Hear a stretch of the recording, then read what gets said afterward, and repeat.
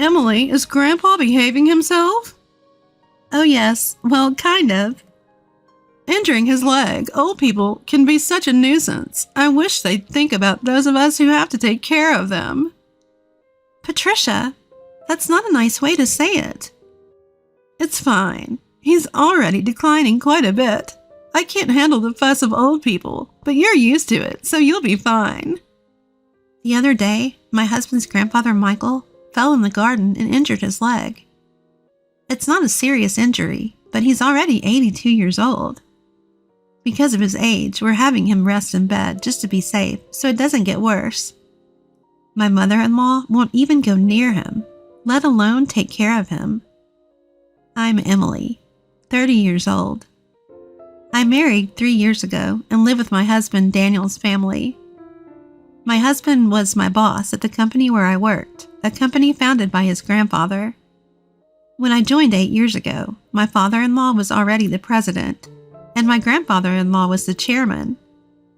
But back then, the grandfather was still handling all the important tasks and responsibilities of the company. 2 years ago, when Grandpa turned 80, he remained chairman, but handed over most of the public duties to my father-in-law. Michael, you've worked hard all this time. Now leave the company matters to Christopher and take it easy. My mother-in-law said with a smile, but her words sounded sarcastic to me. Grandfather-in-law is a bit stubborn, but a fair and kind person with a good reputation. In contrast, my father-in-law seems somewhat immature, never expressing his opinions clearly and utterly unreliable compared to Grandpa. And he always does whatever my mother-in-law says. My grandmother-in-law has already passed away, and I never met her. My husband and I started dating when we worked together on the same product planning team 3 years after I joined the company. My husband, who was energetically leading the team, seemed reliable to me, though a bit self-righteous. Maybe I felt that way because I lost my father early and grew up with just my mother. My mother also passed away from illness 2 years ago, and now I have no family other than my in-laws. Shortly after I got married, my mother fell ill and needed care, so I quit my job to take care of her. The fact that my husband's family didn't object was probably due to a single comment from Grandpa. It's only natural to take care of the mother who raised you alone. Don't worry and take good care of her. Thanks to that, I was able to be by my mother's side every day for a year without financial worries until she passed away. My mother-in-law seemed a bit dissatisfied, but I was truly grateful. However, since Grandpa handed over the company to my father-in-law, everyone's attitudes towards him has gradually changed. They no longer listen to his opinions as much. And I can't shake the feeling that they're treating him carelessly.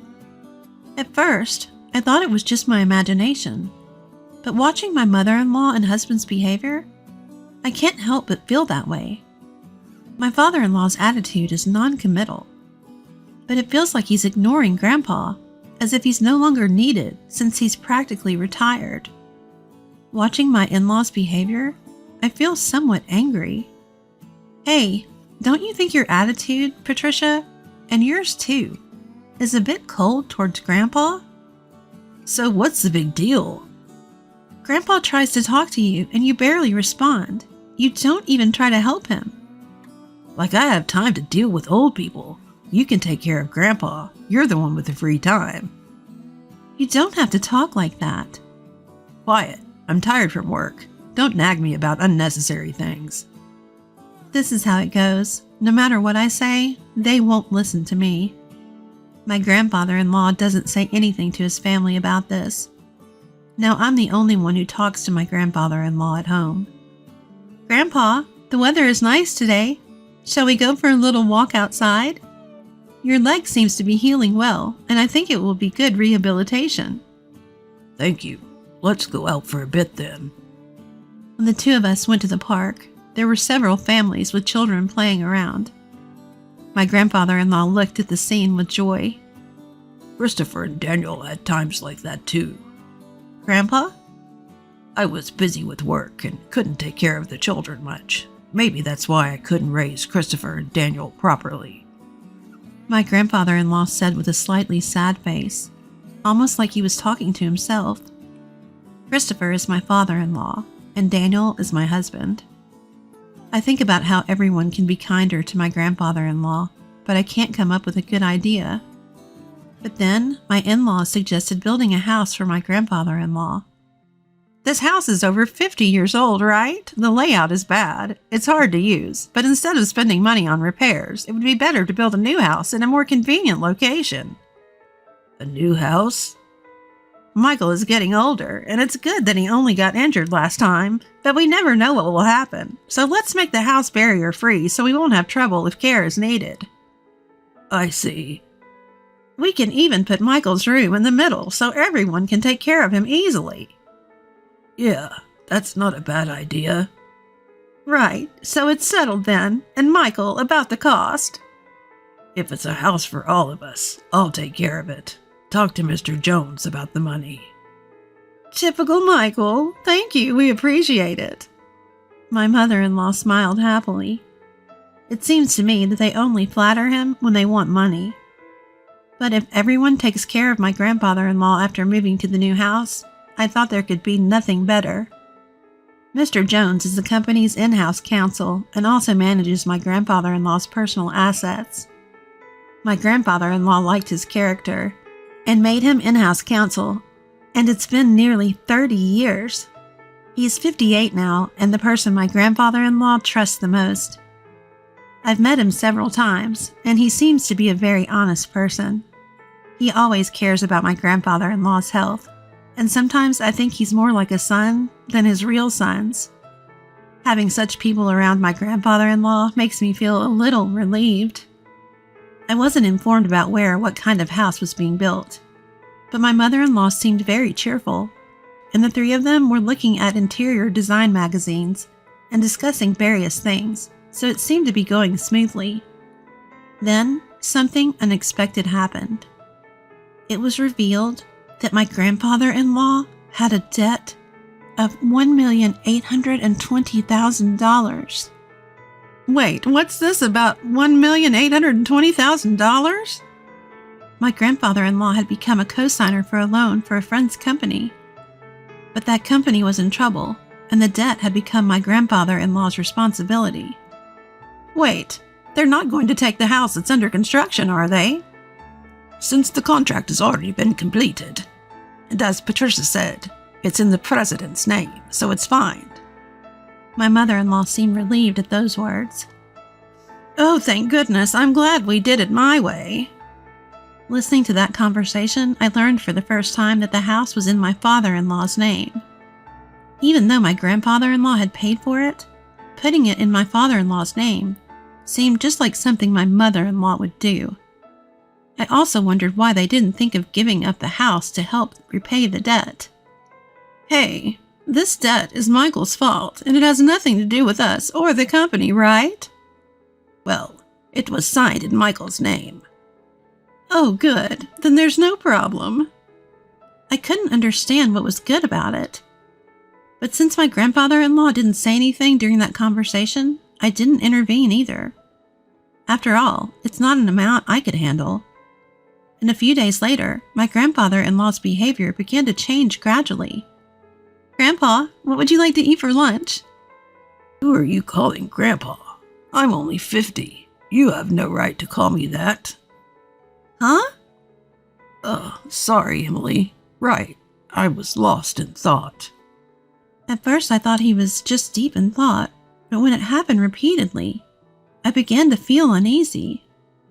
Patricia, what are you doing? Where's my meal? Grandpa, I'm Emily. Patricia is your daughter-in-law. You ate your meal earlier. I didn't eat. Are you trying to starve me? I wondered if my grandfather-in-law's condition was triggered by the $1,820,000 debt. And seeing that none of his family members were trying to help him might have been a double shock. What can I do for him? I tried to take my grandfather-in-law to the hospital, but he refused to go. He might not want to admit that he might have dementia. I don't want to force him, but I can't do anything on my own. I consulted my husband, but he only replied that it had nothing to do with him. I can't rely on my mother-in-law either. So I thought my father-in-law was the only option. Yeah, I heard from Patricia and Daniel. They think it might be dementia. Can you go to the hospital with us? But it's not that bad yet, right? If we go to the hospital, others will find out. My father having dementia? There are good medications now that can slow the progression. Well, there's no need to rush. Let's watch him a little longer. Emily is here, so it'll be fine, right? I can't help but think how unreliable these people are. I can't depend on them. Grandpa, let's go to the hospital. Let's get you properly examined. Who are you? Where are you planning to take me? You're up to no good. I almost cry, thinking about how my once kind grandfather-in-law has become so stubborn. But my mother-in-law just laughs, amused. Even if he was the chairman, it's over for him now. But now everything, even the company, is all Christopher's. Patricia, Grandpa isn't completely unaware. He's listening to everything. He'll forget everything soon. He'll start wandering, dribbling. Just thinking about it gives me chills. He's nothing but a nuisance now. How can you say that? Grandpa has worked hard for the family all his life. My mother-in-law's words make me angry and sad. But my grandfather-in-law just smiles. See? This old man doesn't understand anything. Patricia! I'm furious at my mother-in-law's laughing in words. But soon, the new house will be ready. Things might change once we move there. Since it's a house that Grandpa built, the family might show some gratitude and be kind to him. I couldn't completely abandon that faint hope. And 2 months later, the house was finally built. For days, I had been forced to pack my in-laws' and husband's belongings, while my father-in-law's and my things were mostly untouched. Even when I tried to pack my things, my in-laws and husband kept giving me tasks, so I couldn't make any progress. But I thought it would be fine to move the small things later, since this house wasn't going away. On moving day, after moving most of the things, I went to call my father-in-law, but my husband said, You and Grandpa can stay here." "What?" "You can stay in this house. We don't need any extra baggage in the new house. In other words, you and Grandpa will live here from now on, and I'll give you Grandpa's debt too." "Well, you can at least be a housekeeper." "Hey, let's go." "Yeah, I'm coming. Good luck with all the debt repayment and live in care." With those words, my in-laws cheerfully got into the car and left. I was stunned for a while. I couldn't immediately understand what had just happened. Were we just abandoned? And not just me, but my grandfather-in-law too. Only they would live in the new house? It took me a while to understand, because it was beyond my imagination that someone could do something so cruel. How should I explain this to my grandfather-in-law? I slowly returned to the back room. I don't mind taking care of my grandfather-in-law at all. That was my intention from the start. As I was about to timidly call out to him, who was sitting with his back to me, he seemed to sense my presence and turned around before I could speak. "Have they gone already?" My grandfather-in-law's expression, as he said that, looked completely different from the dazed look he had just months ago. To be frank, he seemed like a different person.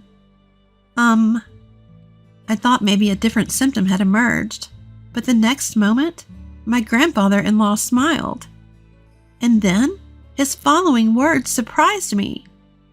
As I was talking to my grandfather-in-law, Mr. Jones came. "Chairman, have you finished getting rid of the unnecessary staff?" "Yes, it's all done. Let's go, shall we?" Where are we going?" "Of course, to the new house." I left the house where I had been living, led by my grandfather-in-law, without understanding what was happening. The next month, countless calls came from my mother-in-law and husband. My grandfather-in-law said he wouldn't deal with them anymore, but I answered my husband's call because of the divorce. Hey, Emily, is Grandpa with you? When I went to the old house, it was for sale. It's not worth $1,820,000, so you can't repay the debt. Is that why you did that? What do you mean? Put Grandpa on. Dad said he can't get in touch at all. That forgetful old man has done something outrageous. I knew what he was talking about, but I wanted to hear what my husband would say. Grandpa sold the company's stocks to the executive director. Thanks to that, the executive director became the largest shareholder. And a shareholders' meeting and board meeting were held, and Dad was dismissed as president. But the executive director is well liked, and maybe Grandpa thought he was better to hand over the company to. The executive director must have deceived the senile old man into selling the stocks. This is invalid. You seem to be misunderstanding something. But Grandpa doesn't have dementia. If anything, he seems more coherent than before. What? I, too, until that moving day, had seriously thought that my grandfather-in-law had dementia. It seems that my grandfather-in-law had been suspicious from the time my mother-in-law said she would build a house to live with him. So he devised a plan. He pretended to have dementia to see how my in-laws and husband would react. As expected, they showed their true colors one after another. In the end, they left my grandfather-in-law and me behind. I struggled to hold back my laughter because everything went exactly as I expected, my grandfather-in-law said. I was surprised, relieved, and a little conflicted. To deceive the enemy, you must first deceive your allies. He laughed. He seemed to have been getting regular updates on the company from the executive director and Mr. Jones. With my grandfather-in-law gone, my father-in-law and husband did as they pleased. Self-righteous, completely ignoring the opinions of the employees. Constant entertaining at the company's expense. He handed over the company to my father-in-law, but he was worried about the future, so he took this measure. In the end, he decided he couldn't entrust it to his son and left it to the executive director. What about the $1,820,000 debt? That's gone now.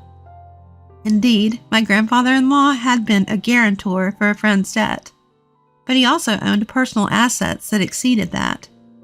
After stepping back from the company's operations, he had invested in real estate and made a considerable profit. So there was no problem at all. But if I had said that, it was clear that my mother-in-law and husband would target it. That's why I only talked about the debt. The friend was the son of a benefactor who had helped my father-in-law when he was young. Moreover, since then, the countryside land that the son owned was going to be developed into a resort, and he was able to sell it at a high price, so there was no need to take on the debt. You're kidding. But more importantly, are you guys okay? We're not okay. Both my father and I were denounced by the company. What should we do now? Well, there's also the mortgage on the house. What? What do you mean, the mortgage on the house? Huh? Haven't you realized it yet? The house money should have been all paid by Grandpa. Maybe you don't remember what Grandpa said at that time. When my mother-in-law talked to my grandfather-in-law about the money, he had set the condition that if it's a house where everyone, including me, will live. In other words, if that wasn't the case, he wouldn't pay. Even if the house was in my father-in-law's name, my grandfather-in-law intended to pay if everyone was living together.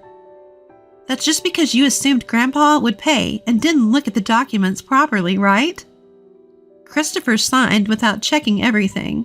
It shows he really didn't have the qualities of a president. You're kidding. Afterward, my parents-in-law ended up losing the house they had built because they couldn't pay the mortgage. Now they live in an old apartment over 50 years old and are struggling to pay off the unpaid loan.